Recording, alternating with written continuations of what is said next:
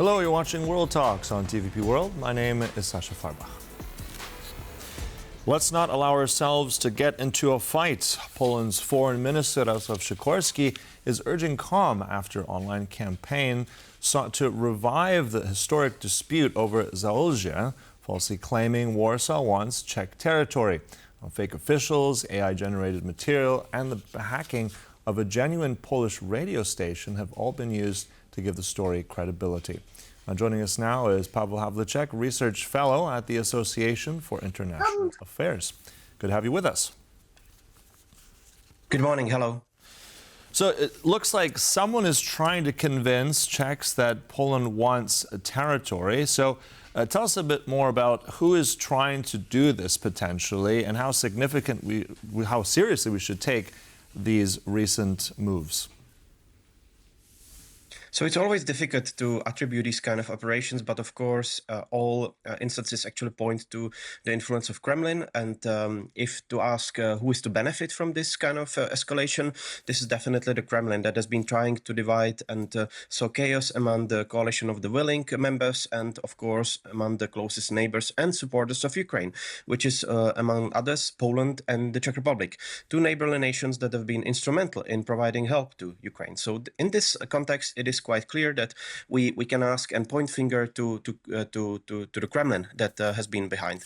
And what has been happening really is that we have seen a mix of influence tools, including the information operation, cyber security incidents, and hacking of several information portals, but also creating artificial accounts actually with AI-generated images that are pointing to this kind of escalation and even imitating the profile of the Czech ambassador in Poland, Bretislav Dančák, who has been allegedly actually pointing to the Czech territory being claimed by Poland based on the older ongoing, dispute over the territory of both countries, actually.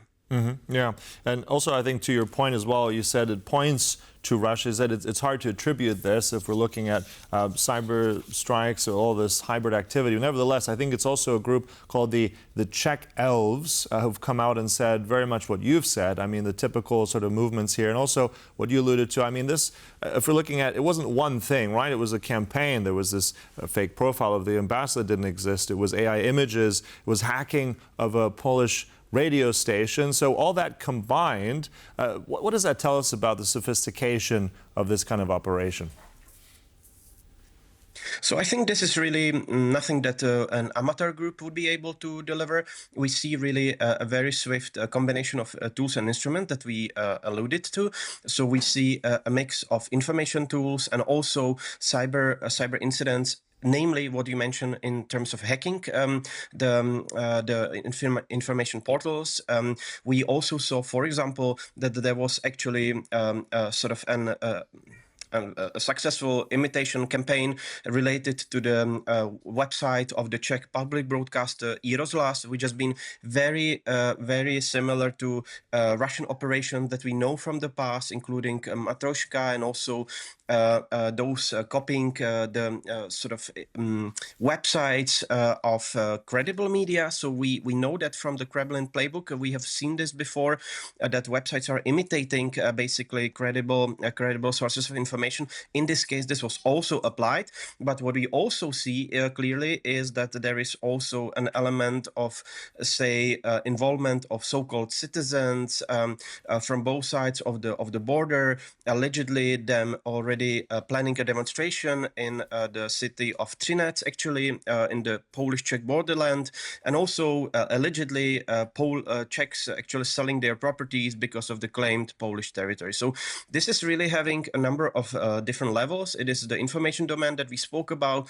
It is an AI and cyber security incidents involved, but also actually trying to mobilize the locals in terms of sort of sparking the tensions and actually dividing both of the nations. And I'm very happy that I see a very robust reaction from the Polish officials, including the Prime Minister Donald Tusk, but also the Foreign Minister Radosław Sikorski, and we also gradually see the Czech response as well.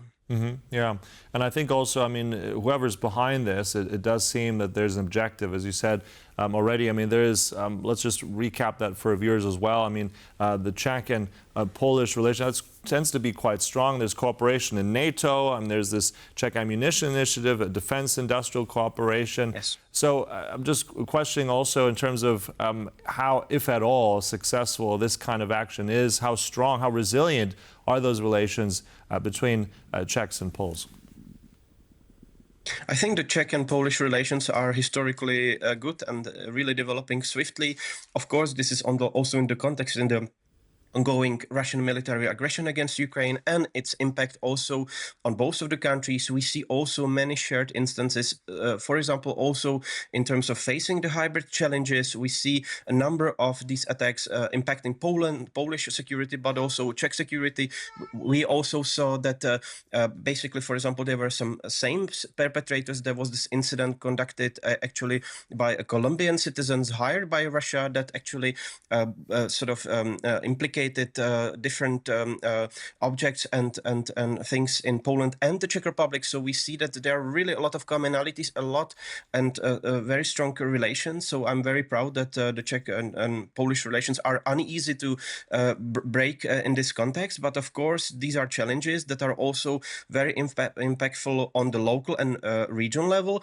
So, and there we need to be very cautious because, of course, this is a sensitive element, especially for this Těšín region, Zaolzie, as it has been traditionally called in the Polish language in relation to Český Těšín and the area around. So this is a sensitive bit, and we cannot underestimate, and we need to react in a proper way, despite the historically positive relations between both countries. Yeah, and also we started with that interview with this quote from the Polish Foreign Minister, Mr. Sikorski, urging calm, saying let's not fight.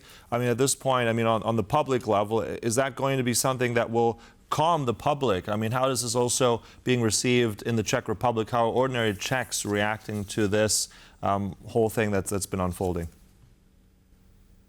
I think very positively, and we have really been appreciative of all the statements that came from the Polish side, including the words of Radek Sikorski, but also, of course, of the Prime Minister Donald Tusk, who even changes the Twitter X profile into some caricature of the really great Czech-Polish relations, working with the image of the cartoons from both of the countries. So this is really something that we need to use. Also humor and points to historically really good neighborly relations and common culture and things that we actually exchange and have so much together. So in that sense, this is really assuring, and I think that this resonates very well with the public. There has been a large scale coverage in the Czech media, in the Czech press, but also at the level of analytical expert community. So there is a lot of talk about it. Everybody understands what's going on. So I'm very happy that we were able to spot it early on and react very, very swiftly. As I mentioned, there are even some demonstration plans for this Saturday, but I cannot even imagine that this would take place under the current circumstances and so much debunking basically conducted from both sides. Yeah, and I think also we have to praise this one organization, these elves, and we always talk about the bots and the other side, but sinister side, but there are many people who are actually putting things right, fact-checking, so I think that also needs to be stated. So also in terms of the future, I'm just wondering, I mean, in cybersecurity, you can never have true, full security. You can never have it 100% something is safe. So, but what could we learn out of this? What are the lessons here? What does defense look like in future if we have more of these kind of campaigns, disinformation? Unfortunately, we live in an age we have a lot of this. But what are some of the outcomes of this, what we can apply for the future? I think we need to be very careful and invest in our critical protection of critical infrastructure and actually developing tools and instruments to respond to it. What I'm very and deeply convinced longer term is that both Czechia and Poland are doing some really great work in that respect, but the challenges are really paramount, and we see that the Kremlin has been able to exploit every possible vulnerability. So in that sense, we really need to be very comprehensive and actually pay attention to things that needs to be paid attention to, meaning not underestimating some longer-term historical affairs.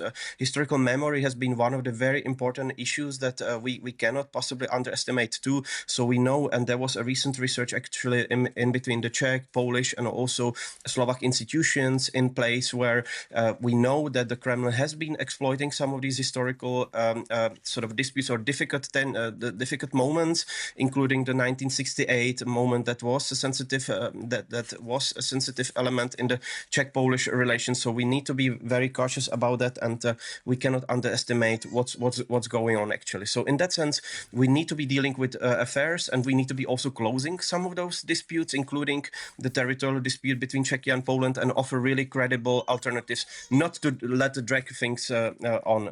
This is really important as well. So it's not just communication; it's more things as well. Sorry. All right, so it's also about, as you said, recognizing things, being credible, being vigilant, but I think also, as you've stated here already, those relationships are very strong, resilient between the Czech Republic and Poland. They'll probably be that in the future as well. Look, thanks so much for that. Pavel Havlíček, their research fellow at the Association for International Affairs. Thank you so much. Thank you so much. Thank you for watching World Talks, but do stay right here on TVP World for more news and commentary. Goodbye.